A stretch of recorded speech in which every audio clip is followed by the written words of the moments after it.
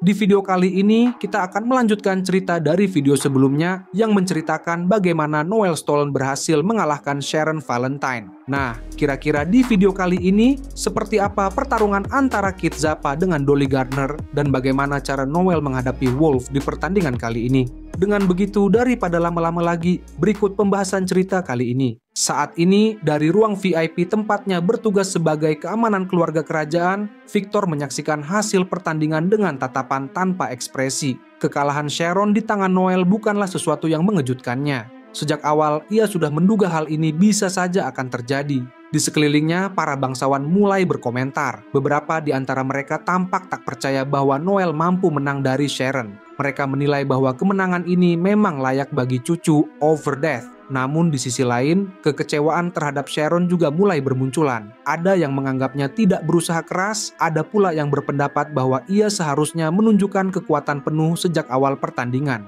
Suasana semakin dipenuhi dengan suara-suara yang meremehkan kemampuan Sharon. Para bangsawan yang hanya menilai dari permukaan, menyalahkan strategi Sharon, mempertanyakan reputasinya, bahkan mulai meragukan apakah ia memang sekuat yang dikatakan orang-orang. Namun, dari semua komentar yang terdengar, satu pernyataan yang sampai ke telinga Victor benar-benar membuatnya ikut juga tersinggung. Seseorang dengan entengnya berkata bahwa bagaimanapun hasilnya, Sharon hanyalah seorang elf dan tak satu pun dari rasnya yang mampu menandingi manusia. Mendengar itu, Victor langsung menatap tajam ke arah kelompok bangsawan yang berbicara. Kemarahan terpancar jelas dari sorot matanya, membuat mereka gugup dan berusaha mengalihkan pandangan. Tapi Victor tidak ingin meladeni mereka lebih jauh. Ia tetap berusaha menahan diri sambil mengalihkan perhatiannya kembali ke arena. Di tengah ring, Noel berdiri dengan kepalan tangan terangkat, menerima sorak-sorai dari puluhan ribu penonton. Sementara itu, Sharon tergeletak di tanah dalam keadaan tak sadarkan diri. Hanya dengan satu kekalahan, semua pencapaiannya seakan menjadi tidak berarti di mata orang-orang. Melihat pemandangan itu, Victor mulai mempertanyakan segalanya. Jika seorang Seeker harus terus menang tanpa henti untuk diakui, lalu apa yang akan terjadi pada mereka yang suatu saat tak lagi mampu bertarung? Dengan tubuh yang semakin menua dan melemah, ia sadar bahwa cepat atau lambat ia pun akan mengalami nasib serupa. Dan ketika memandang Sharon yang tak berdaya, ia melihat bayangan dirinya sendiri sebagai seorang pejuang yang akhirnya tersingkir, diremehkan oleh mereka yang tak pernah merasakan kerasnya medan pertarungan. Pikiran itu membuat Victor muak, amarah mulai muncul dalam dirinya, semakin membesar seperti api yang membakar dari dalam. Ia menginginkan kekuatan, ia ingin kembali seperti dulu ketika tak seorang pun berani meremehkannya. Ia ingin menggapai kekuatan tak terhentikan yang pernah ia miliki, dan untuk itu ia rela memberikan segalanya. Sementara itu, di ruang ganti yang sunyi, sepasang mata merah menatap ring dengan penuh ketertarikan. Leo Odin, yang telah mengusir semua orang dari ruangannya, terlihat memperhatikan Noel yang berdiri di tengah arena. Untuk pertama kalinya, ia benar-benar memperhatikan sosok yang telah memprovokasinya untuk ikut dalam turnamen ini.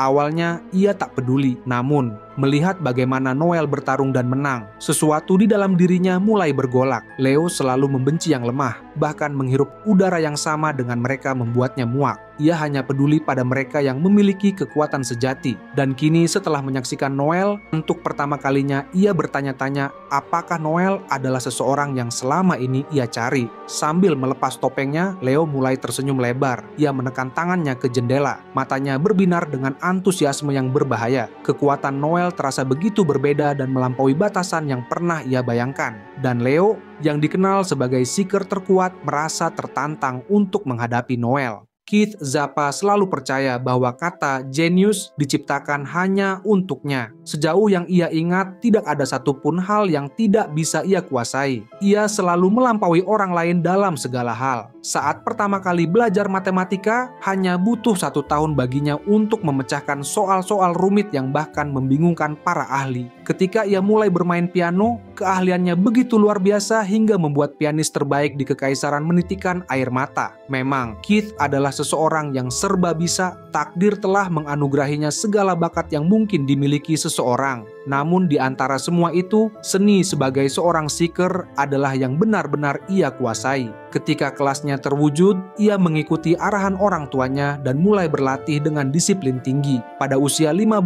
tahun, ia sudah memiliki keterampilan dan pemahaman setara dengan seorang seeker kelas 1. Di kekaisaran yang dipenuhi oleh para seeker berbakat, banyak yang dibesarkan untuk menjadi sehebat Keith. Namun, dalam pandangannya, tidak ada satupun dari mereka yang benar-benar bisa menyaingi dirinya. Ia melihat dirinya jauh di atas para jenius lain, dan di balik kepercayaan dirinya itu tersembunyi secercah kejeniusannya yang sebenarnya. Namun, ada satu pengecualian, satu tantangan yang mengusik superioritasnya. Di dalam Koloseum, suara Luna menggema, mengiringi pertarungan sengit yang sedang berlangsung. Ia menggambarkan dengan penuh semangat bagaimana duel luar biasa ini mempertemukan dua seeker garis belakang. Dolly Gardner, seorang seeker rank A dengan kelas Archangel, berhadapan dengan Keith Zeppa, seorang necromancer kelas Wizard rank B, meskipun keduanya berasal dari kelas yang lebih sering bertarung dari kejauhan. Saat bel pembukaan berbunyi, Dolly dan Keith langsung saling melemparkan tinju dan tendangan. Pertarungan ini mengejutkan banyak orang karena secara umum, kelas Necromancer dan Archangel tidak dikenal sebagai kelas yang cocok untuk pertempuran fisik jarak dekat. Namun, baik Dolly maupun Keith telah mengatasi batasan ini dengan cara mereka sendiri. Keith, sebagai seorang Necromancer, menggunakan skillnya, yaitu Soul Install, yang memungkinkannya menghancurkan jiwa orang yang telah meninggal dan mengukirnya ke dalam tubuhnya dalam bentuk tato. Dengan cara ini, ia memperoleh akses ke kemampuan yang dimiliki jiwa-jiwa tersebut saat mereka masih hidup. Dalam pertarungan ini, ia memanfaatkan kekuatan seorang dengan kelas Haimang dan memberinya peningkatan buff luar biasa yang memungkinkannya bertarung di jarak dekat dengan keahlian tinggi. Dolly di sisi lain memiliki caranya sendiri dalam meningkatkan kemampuan fisiknya. Sebagai seorang healer yang telah mencapai rank A, ia memperoleh lebih dari sekadar kemampuan untuk menyembuhkan luka. Ia mampu memperkuat tubuhnya sendiri serta meningkatkan kekuatannya hingga melampaui batas yang dimiliki kebanyakan healer biasa. Hasilnya, pertarungan yang terjadi jauh lebih brutal dan mendebarkan dari yang pernah dibayangkan siapapun.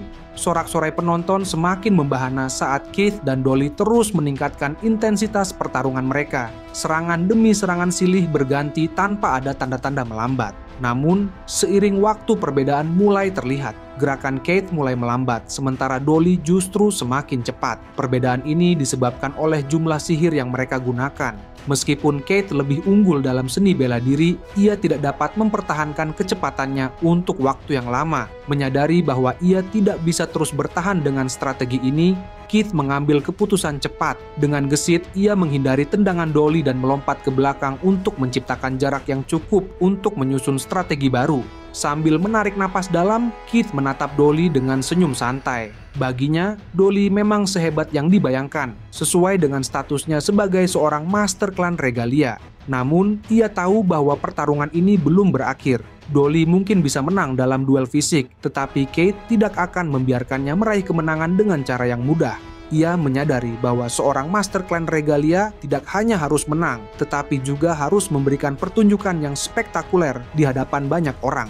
Keith kemudian mulai berbicara untuk mengalihkan perhatian Dolly, sementara diam-diam ia mempersiapkan kartu asnya. Saat Dolly menunjukkan sedikit kebingungan atas pernyataan Keith, ia pun bertanya apa maksud dari perkataan tersebut. Keith hanya tersenyum, lalu dalam sekejap aura gelap yang dipenuhi energi kematian mulai muncul di sekelilingnya. Dengan suara lantang, Keith mengumumkan bahwa dirinya akan menyelesaikan pertarungan ini dengan segalanya yang ia miliki. Dan pada saat itu juga, Keith mengaktifkan skill terkuatnya, yaitu Wild Hunt. Dalam sekejap, 13 sosok muncul di hadapan Keith. Mereka adalah para seeker rank A yang telah gugur dalam pertempuran, tetapi kini bangkit kembali di bawah kendali Keith yang merupakan seeker dengan kelas Necromancer.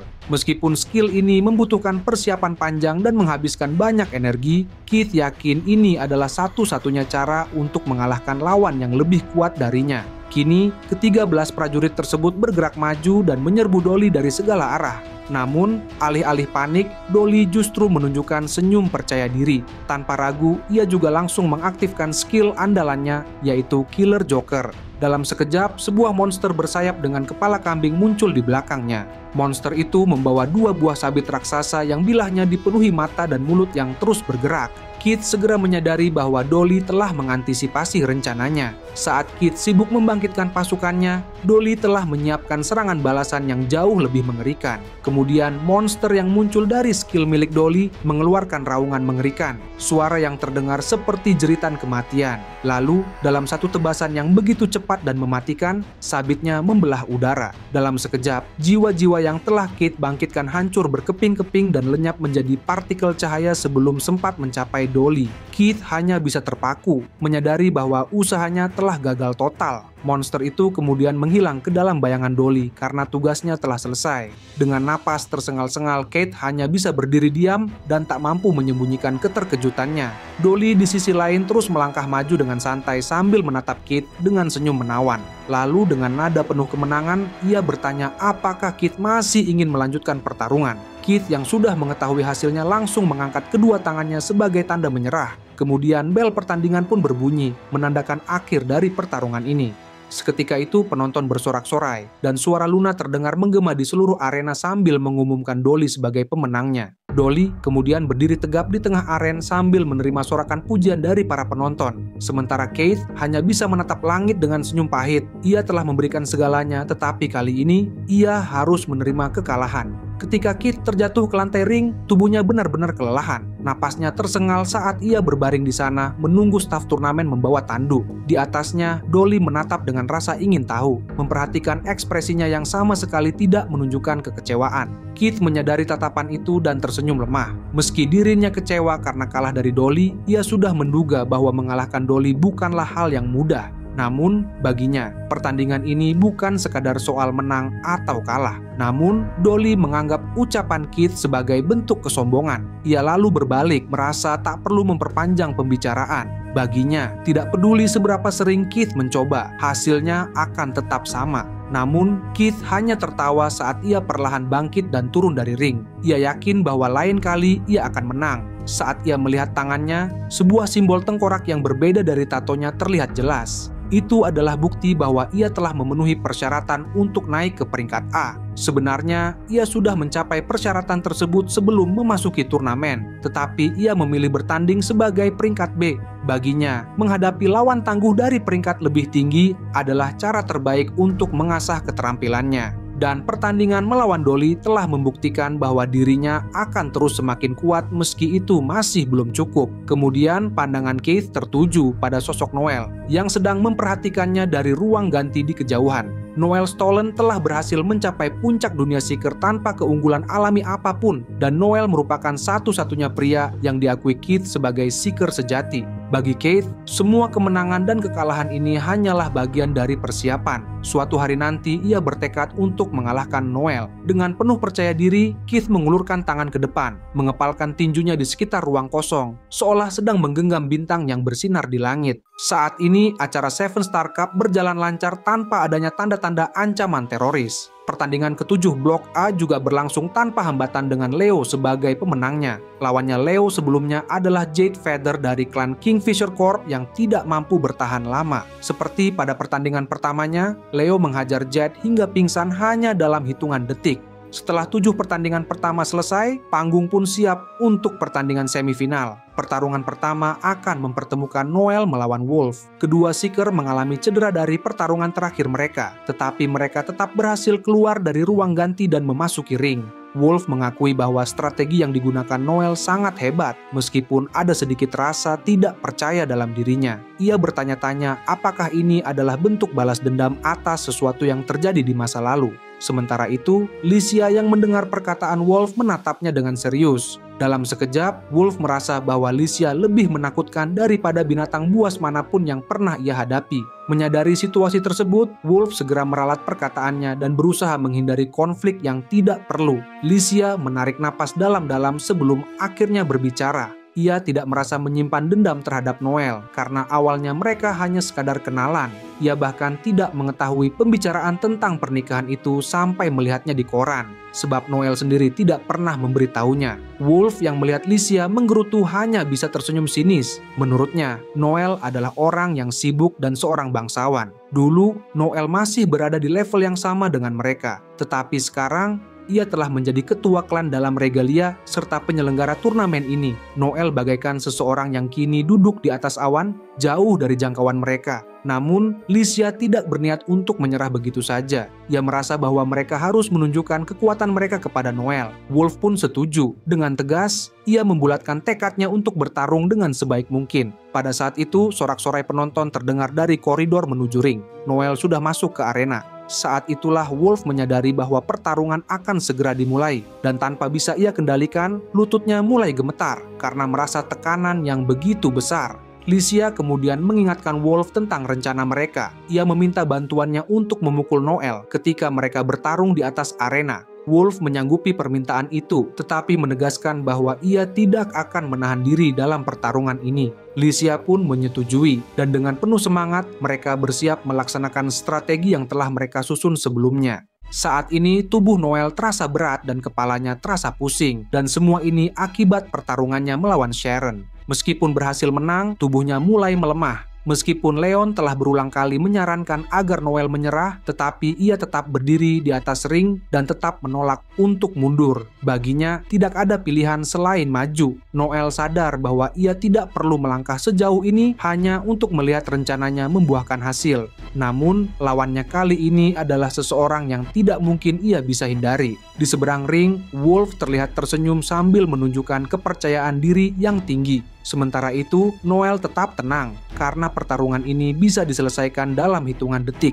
Namun, Wolf membalas sikap Noel yang santai dengan ejekan sambil mengatakan bahwa ia akan menikmati setiap detik saat menyerang Noel. Sementara itu, suara pengumuman pertandingan menggema di seluruh arena menyatakan bahwa semifinal Blok A telah dimulai. Noel yang merupakan Seeker rank A dengan kelas Enchantor akan menghadapi Wolf yang merupakan Seeker rank A dengan kelas Gladiator. Penonton bersorak lebih keras saat pengumuman menyebutkan bahwa keduanya adalah teman lama. Ini bukan sekadar pertarungan biasa, melainkan duel di antara dua rival. Begitu bel pertandingan berbunyi, Noel langsung mengeluarkan pistolnya karena berencana mengakhiri pertarungan dengan cepat. Namun, sebelum ia sempat menarik pelatuk, sesuatu yang tak terduga terjadi. Licia yang merupakan perwakilan Wolf tiba-tiba mengangkat tangannya. Tindakan ini seharusnya hanya bisa dilakukan sebelum atau setelah pertandingan, bukan di awal seperti yang dilakukan Licia. Noel terkejut, merasa tidak melakukan kecurangan apapun dan tidak memahami maksud dibalik tindakan Licia.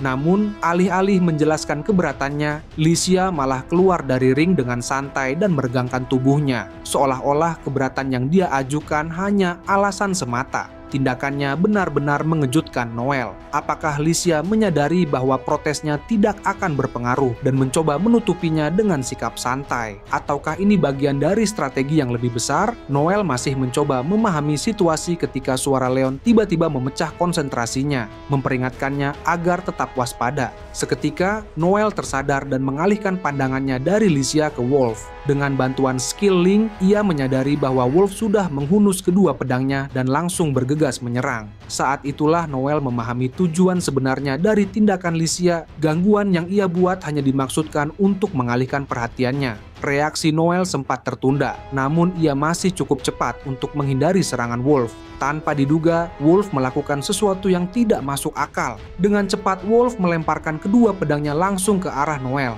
Bilah senjata itu melesat lurus seperti bumerang, menyerang dari kiri dan kanan sekaligus. Noel berhasil menghindar, tetapi kehilangan keseimbangan dalam prosesnya. Ketika kedua pedang hampir bertabrakan di titik di mana ia berdiri, Noel menyadari bahwa ini bukan sekadar serangan biasa. Jika ia hanya fokus menghindari pedang, maka ia tidak akan siap menghadapi serangan lanjutan dari Wolf. Melalui Link, Noel bisa melihat gerakan Wolf dengan jelas. Biasanya, ia akan mengandalkan kemampuan prekognisinya untuk menghindari serangan dan menyusun strategi. Tetapi gangguan dari Licia membuatnya kehilangan momen krusial. Kali ini, ia tidak bisa menggunakan kemampuan itu tepat waktu. Selain itu, dalam dua pertarungan sebelumnya, ia terlalu bergantung pada prekognisi yang membuat naluri pengambilan keputusannya sedikit tumpul. Kini, ia berada dalam situasi sulit yang benar-benar menguji keterampilannya sebagai petarung.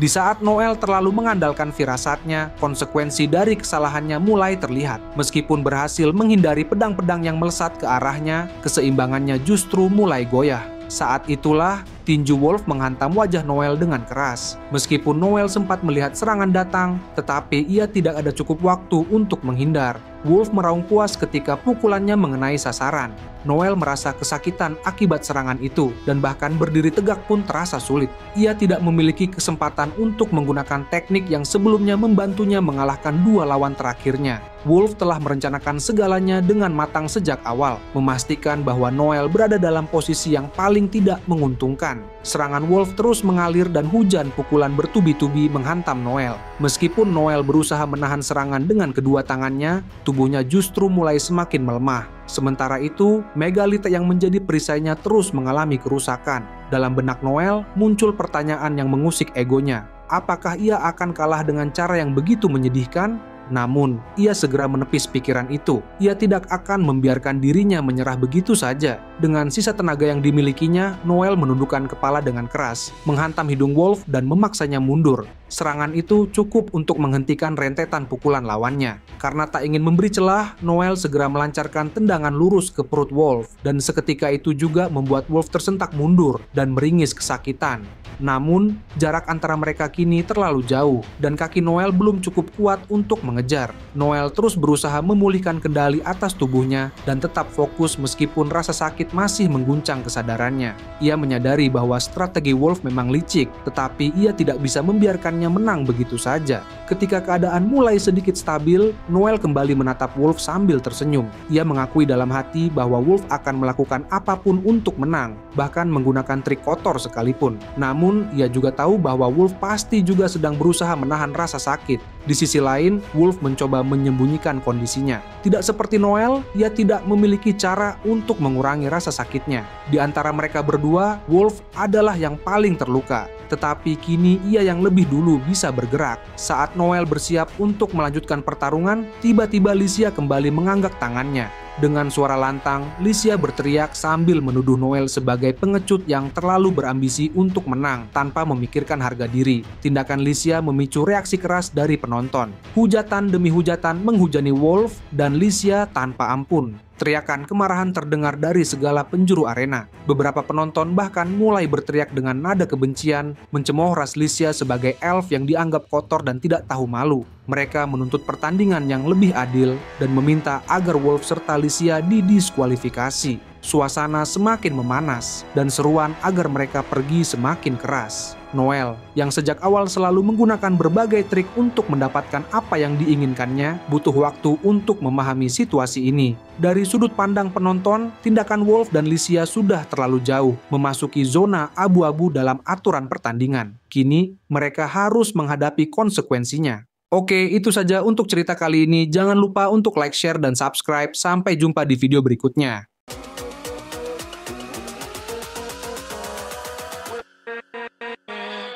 With